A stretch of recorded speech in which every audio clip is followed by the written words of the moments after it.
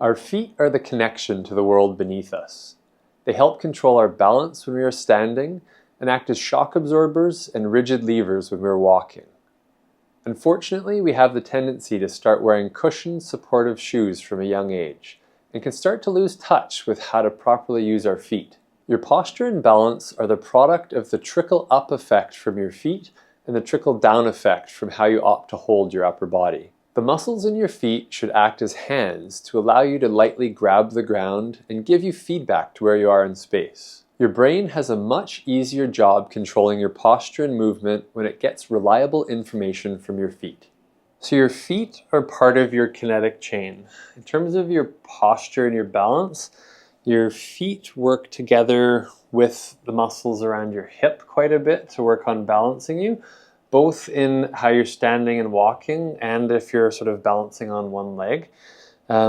So how you position your upper body will affect how you affect your hips. How your hips are sitting in the socket will affect how your feet are. So people like Tiffany that have a background in being a ballerina or any kind of performance things are more prone to being the bit back braced, which usually will lead you into being a little bit sort of ducked out with your feet. Your toes can start to pull out. The deep muscles in your bum are relatively external rotators. Put your feet back to straight for a sec. The muscles in your hips up higher will tend to roll you outwards, which will tend to put more weight on the outsides of your feet. Some of your inner thigh muscles and medial hamstrings can turn your hips inward and put a bit more weight on the insides of your feet. Part of that is dictated by how you're holding yourself up higher.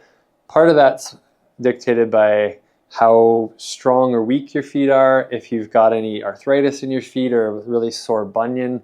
If something's sore on the inside of your feet, you're more liable to just roll off and spend all your time on the outside of your feet, which will have a trickle-up effect to your hip and probably cause you to have more tension and bracing in your bum. Turn face that way for a sec. In terms of bunions with your feet, which is where your big toe can get a bit of arthritic change and start to really shift sideways.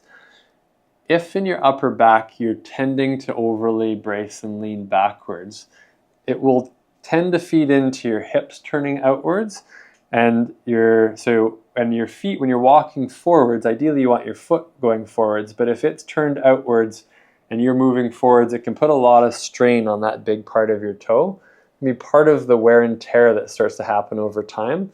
So you might come in to see me for physio and have a toe issue, and it can loosen things up in your foot and your calf, but part of that in helping take pressure off that can shift back up to your torso. Turn face this way again. When you're loading on your foot, you want to think of your foot as a tripod, where you've got some weight on the ball of your foot, some weight on the outside ball of your foot, some weight onto your heel. So, and that consider your center of gravity in relation to your base of support. So how or where you hold this part of you will impact if all your weight's back on your heels or a lot of it's onto your forefoot. Some people might be collapsing into their arches or holding all on the outsides of your feet. You have this whole sort of chain of bones up through here, and what you do with this will affect there. Again, there's a trickle down effect from here and a trickle up effect from your feet. Part of the challenge is that turn face this way again, the nerves that come out of right through the small of your back they turn into your sciatic nerve, which goes through the muscles in your bum. It's the electrical wiring to your hamstrings, calf, and feet. So if you have postural issues that are leading into real compression in through here and tightness in through here, it's very easy to have what's happening up here be responsible for the discomfort you're feeling in your heels or your arches, like plantar fasciitis or heel pain, and or chronic tension knots into your calves.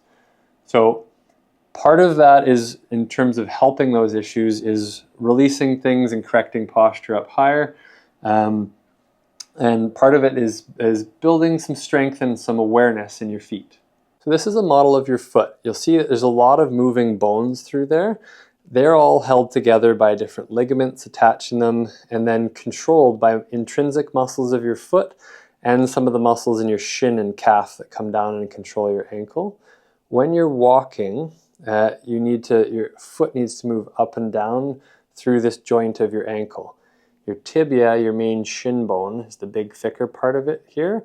It forms the bump on the inside of your ankle. And your fibula is the little skinny support bone on the outside, forms the bump on the outside. When you walk, this bone needs to slide underneath there. When you get very tense into the muscles in your feet and muscles in your calf, that stops sliding very well, and you can end up shifting to moving through other parts of your foot or other part into some of your toes, which can start being part of what starts creating pain and dysfunction. In terms of bunions, that is usually an arthritic or degenerative process with your big toe. When you're really tight up and through your hips and back, you'll tend to toe your foot outwards, but when you're walking forwards, it tends to put a lot of force onto that joint. It can be part of why it breaks down over time. Your big toe really starts shifting sideways, and then this side of the bone will start getting quite arthritic.